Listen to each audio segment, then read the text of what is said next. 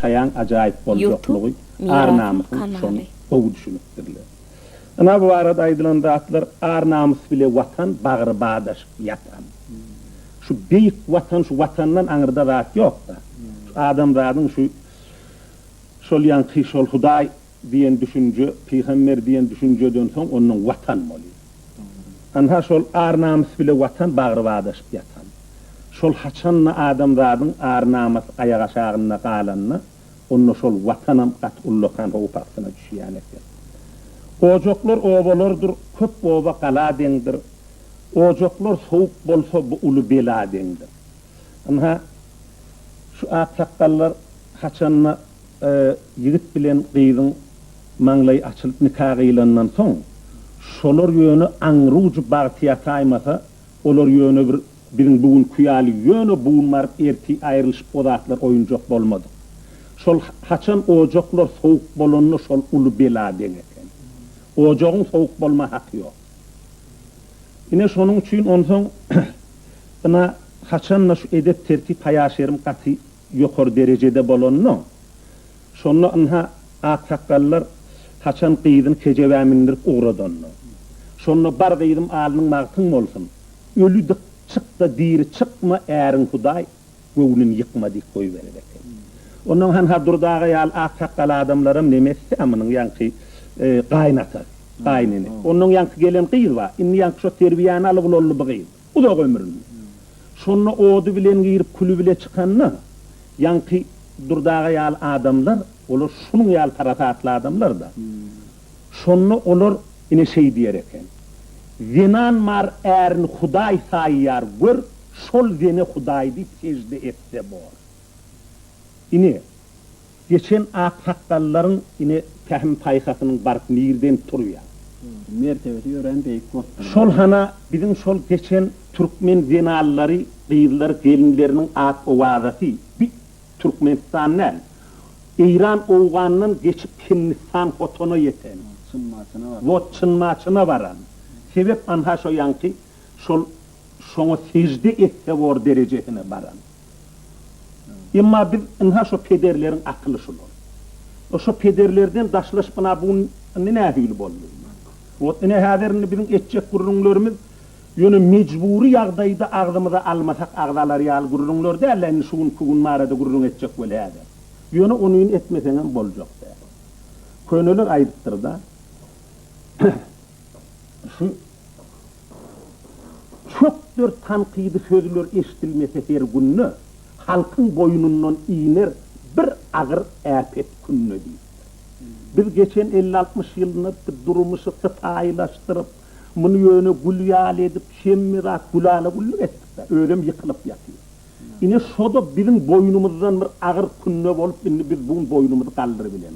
Gülyala yine şunun için anhalakin şol matım gülü yerimin seydi diyerimin yine şol adamlarım şol edil şu kılıç düğürme kılıcın kefirliği yali nemeler vardır.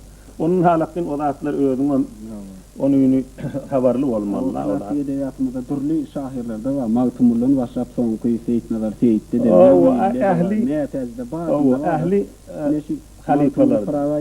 Orromsudan olan haram horveyler yurdu bir yanından yıka başlat diye de. Üçe doğru. Üçe doğru. Başka da seyitte de eğer yiyip gören olsa zınadan ömrü o eğilikmez günah eder.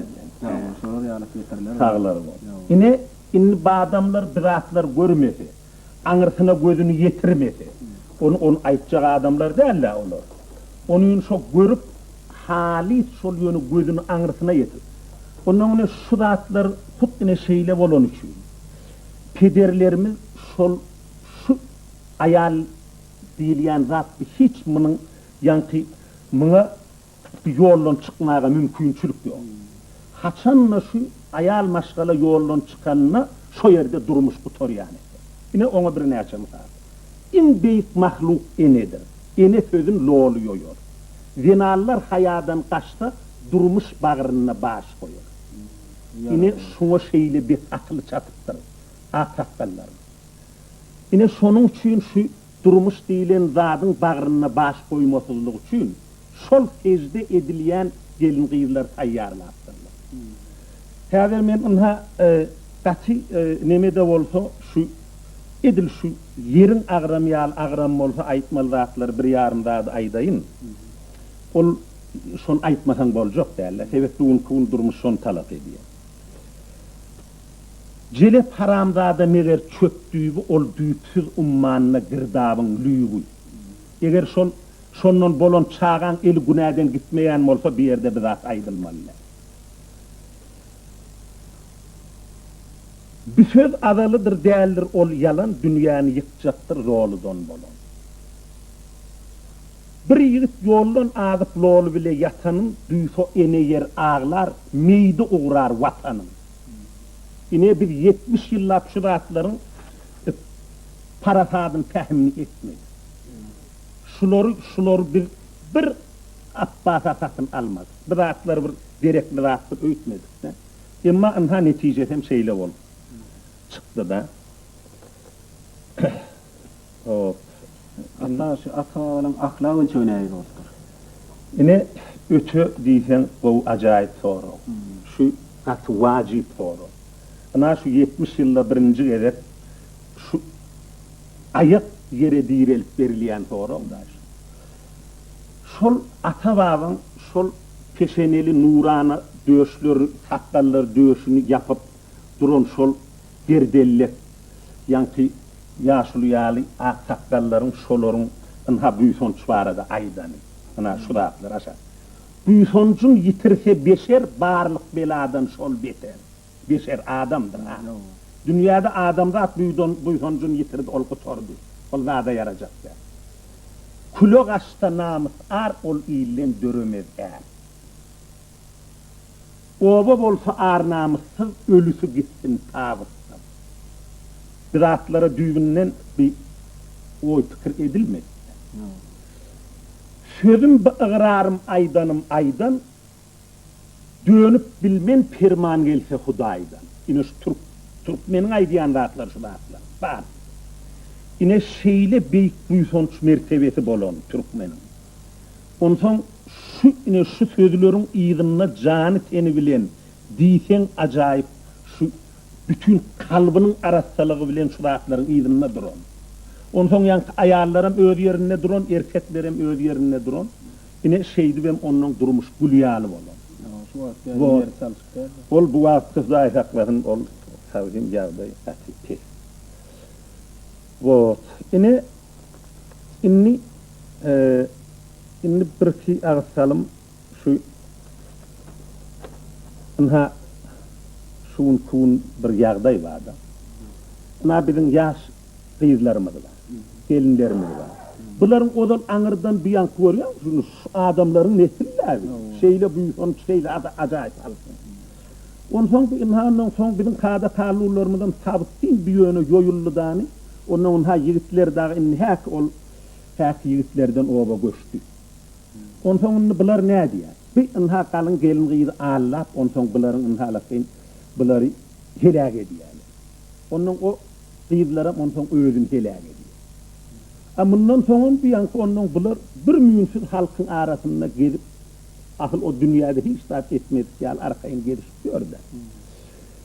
Bizatlarda odol biziň ata-babamyzyň döwründe hiç gara ýapa degýän hiç bir zada sygýan zat ýa. Şonuň üçin şol hatda odol aňyrraklarda şeýle ýigitler Ankara bäştaş eder eken. Ol gat çöpdür ören aýylgan jeda. Ol biýilinden aşagyny ýere gömüp onsoň çykarýal etmän onuň sınçgalap onuň her bir gelen adam bir daş oklap Ankara bäştaş edýär. Sebep onun hiç wagt öňde soňda onun saňa peýda ýok beýleýikden. Ol diňe onun işi ýan kanalatnyň şol onun işi el günäden gitmeliler. Olar meselen bir 1000 ýyldan 2000 ýyldan bir ediler ekenler. Ýöne ol şol gelejege sapap bor. Ol şeýle bek emma şon edýän ýaşullar bar. Birine 70 ýyllap soňa nähül düşünüp ay olar şeýle bir jespat bolan, şeýle bir erwet bolan. Olaryň rehmi, olaryň akyl taýhas parasadynyň aňyrsyna ýeter ýaly. Ol öwürlik gaýtalan. Ana bir nähül taýçylyk.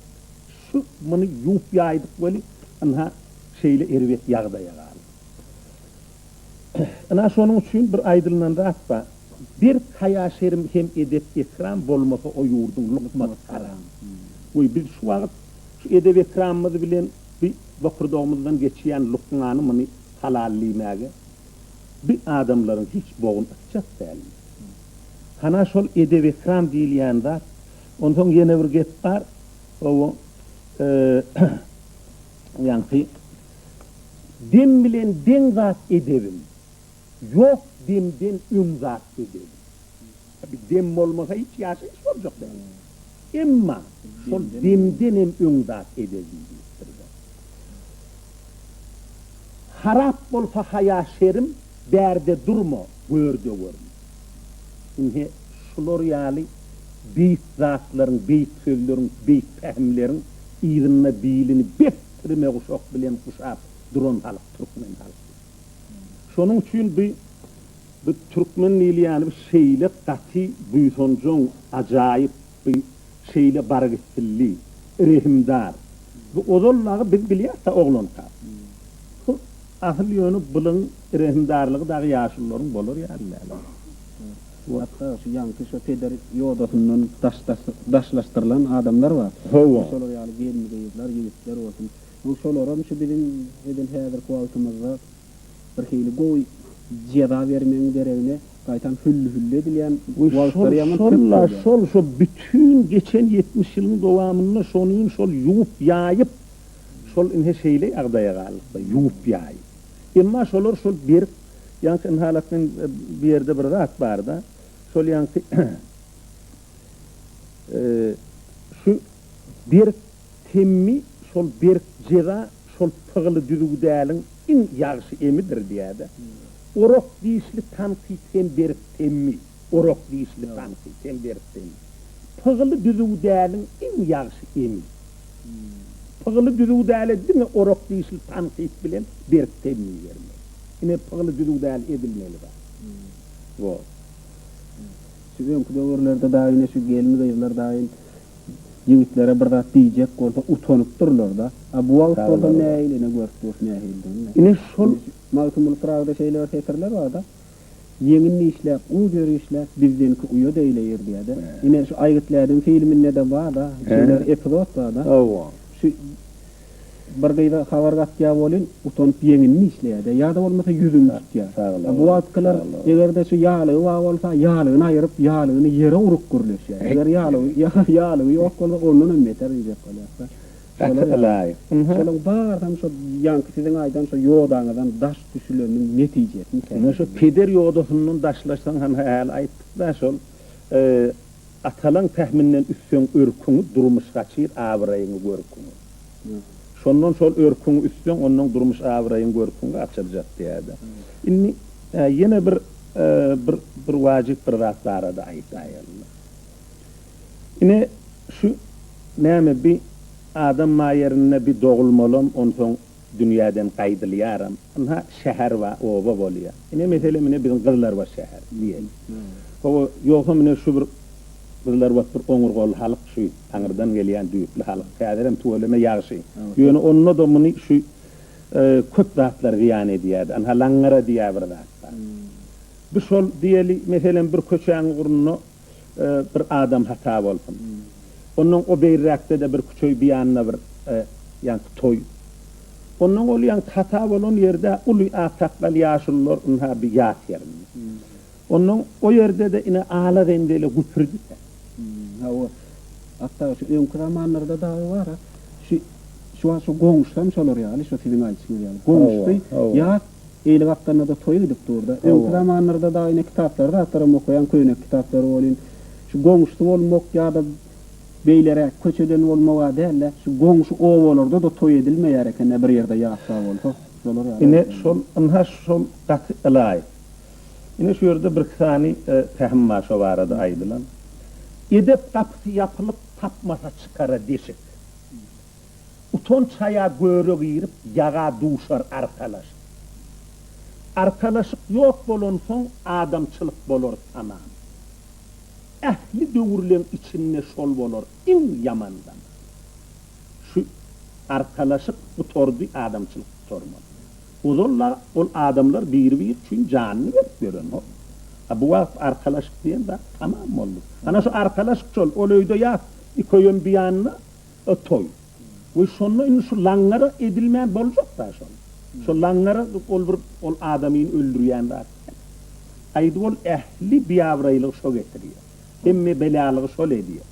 Ayın şol senin koy bir yanına konuşun, ol sen kıyamet konuşun ağırı. Şonun hatirasına şol langara ne yani? Komşun şahatlanıp kaygısına kıyılma o sarmalı. İne. Kaygılanıp yani onun şahatlanıp durdan olan nokta. Hatırlay. Anha kadim şol bir ovada bir adam hata olsa, üçü geçince gir şart deyişim var koyma. Yedisi geçince gül kuyunu başka birine eşittirmek katı ulu ayıp görülüktür. Yani son için aydılanda toyda karganan yahta yılgıran ol hudayron katı çöktür derdi rahatlar. Yine şu arada menha şol bir fehimlerden ayıp berayım. Yitik kisse ene dilim gerek değerler gayrı zulüm. Şu ene dilin yitenden son bolunu başlamak gelir. Son öyle bol ya. Şu ağır bulun. Ene dilim iyin çeviyilim. Adamların iyin çeviyilim. Şu hemme kuvat iyin çeviyilim. İlim hüvennarımdır, dilim mehir korumdur, bilim kollu zorumdur. Bilim kuvatı olmasa kolunda zor olacak derdi. Ene dilim dil verim. Yüreğimin aklığı pəlime göre, ilimin pəkliği dilime göre. Ene füydü canıma ene dilim beynime nem. O haline şu adam çağı dünya iyilinden sonra şu füyd bilen, ene füydü bilen yüreğine uyuluyor. Tağlar var. Hana, şol ene füydü canıma ene dilim beynime nem diyer. Dünya iyinen pursodum enem hata oluptur. Vah yekece yudumcık ene füydün emmedim. Emma ene dilimi doyman dinledim. Ene dilim sen bana ene füydün tagamni mehrin bilen emledim. Bir çaklanracık paçalık var eken. Onun Angliyan'da da ulu paçalık var. Onun bunun bir oğlu oluyor, ondan sonra bir küç yıl ene füydün emyedi, ondan sonra 4-5 yaşında bunun Anglik ulu paçalık. Bunu bir koy veriyor. Bar bunu okut diyor. Ulu adam istiyor. Bir de onun 20 yıldan sonra geliyor. 15-20 yıldan sonra. Yine bir hatlı soğutlu. Ulu terkerdi. Onun ahır bir gün kakası aydanına yerine paçak olmaz. Gelip onun kakası karrattır oğulluya paçak oluyor. Onun tahta geçip bir art sonra işler buraya olup bir zadı biliyor. Şimdi bir enedilini bile ne yaptı? 2 yaşında, 3 yaşında, bir de 3-4 yaşında. Şonlu aydan radım tavır, ağacık dedi. Ene süydün emhemde ene dilin bilmedim. Şol sevatlı halkımın mehrini sinmedim. Duydum yanlışım çöktür ölümdenine 5 beter. Ağlap dinmedim, ömür ağlap dinmedim. Yine şol ene süydünü emittirdi, yöne ene dilini bilene. Şundan onu bir tartışılığım yok. Ömür ağlattın mənliydi. Yok ama şeyli acayip aklı daş yarıttır yigit de. Böyle bolana. Yine şonun için aydılan da aklı. Bolsa dilin bulaşık, bolor ağın çoloşuk, ine dilin ilgunun ulaşıktır ulaşık. Vadarıga ilim koyran, bolon eken dilim reygan. Bir akılların aydanı. Dilin yuğussa hunabı, ilin karp bolor girdabı. Ondan kadim aksakallar şunha argışa iyi vereken oğullarını, ya olmasa oku iyi verekenlerine yapar şahlarda akbar. Şunu ondan bir ülke varanda iyilini fiila, iyili bilen bile dilini fiila deyip koy verereken kasa. Ondan her dil bir hayrat bilbilir, cahan keşte ol çın güllür diyereken. Ondan ulu alimler köp dil bilen alimler. Köp dil bilim alim oldum, İstanbul'la melim oldum. İstanbul'la menin adım eşitiliyor diye. Bu köp dil bilmek katı kovu. Şu adı nedir görüyor musun? Şu ene dilimizin statüsünü almalı ya. Bir cıda acayip kovular. Ol hükman almalı. Biz ene dilimizin hayan ayıp. Yani biz Rus dilinin bir ehli 100 dil bilseden biri ol eni ağır.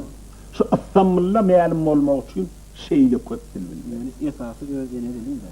Onun ne şu ulu andarma akıllarlar gelenini bizim Türkmenlili var da aydılan da.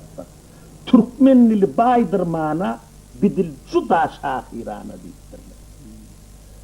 Türkmenlili pehim dili kocosu var Korkut Veli. Korkutanlar. Hatta Hocam. şu yine sen şu pehim paykas yedim gılım ehlisini öz için alayan var eşrefi deyip bir kitap. Pehimler kitabı. Evet, pehimler kitabı. Şol henide çenen hiç neşriyada da hödürlük görmensiniz de. Şun käbir böyle oyunu bize çıkışet belyan. Kuştan yeri nemi. Yine şol şu vada çenni şu neydi şu şolar yalaki nemani. Kanahat taptın. Kanahat. Bu soru acayip. Kanahat taptın yani. Doğru. Bir anha şahirçilik, yazıcılık deyse bir bunun bir sürü koyun neyse. Bir sürü koyun hatta etsek de bunun koş koyunu bir iktaplar. Bunun baş şoponu bir kalifa pragmatım oluyor. Şoponu. Onun sürüsüne barıp elgarcak bolsan sen katken böğrünü dinlemeli.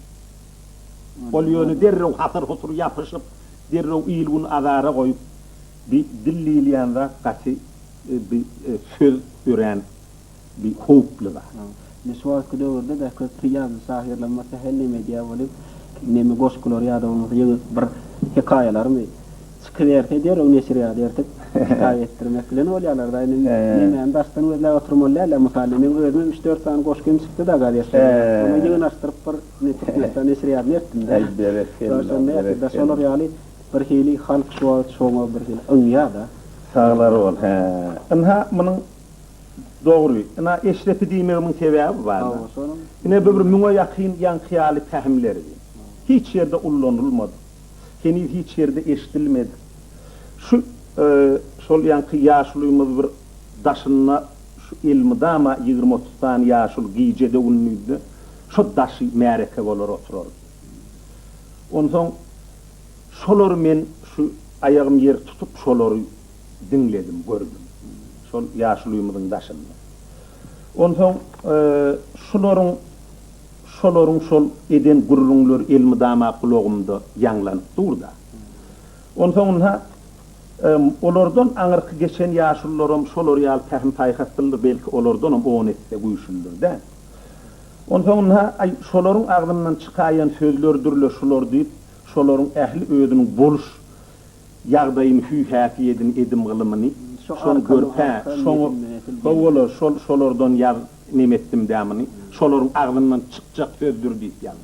Çıkan sözlerden. Ondan gelip sizde sinat gördük böyle, ondan sonra bir de mazal bolsa da iyilem. Yok, halk ganimet diyen bolsa. Bir suat edil suat kuatında adamlar bir hili milli duygularım yanın üstüye. Sağlar var. Şonun için halk şeyler fusatta, o şu fusamağına da sebep olan da şöyle yankısı odasından daş düşülmeyi da. Yine şolla. Ondan buna eşrefi diyememin sebebi var mı? Her bu bir yaşlar eşrefi diyeceksin ne alakadı yani? Eşrefi demek buna bizim devletimizden Anırkı, Paşa Rusiyasında da Anırkı gayrı devletlerde de kızıl pul yör hareket. Ondan ol değil yankı yat ya pul. Yatandan sonra ol gayrı hümmeti artmasa kemeleni. Ondan bu pehim nakilliyle rahatlar ataların, babaların ağzından çıkan sözleri şol çok kızıl pul yal dedim de. Eşrefinin hümmetine kaçma yok diyer. Pehimlerin kımmatını ölçme yok. Şol haçanla kızılın kımmati kaçta öş yok da bir ata baban kızım. Onun ol kızılın kımmatına da kaçma hiç mümkünçülük yok. Yine onun için onun şey değil. Yazaydım da. Hatta beren gıdıklı urumluğunuz için öğren tesirli. Gurumluğunuz için köp sağ olun. Böyle. Sağlık, parasılık, yurtlara manvat. Sağ ol. Böyle. Bor. İnşallah. Salamat ol. Böyle. Sağ ol.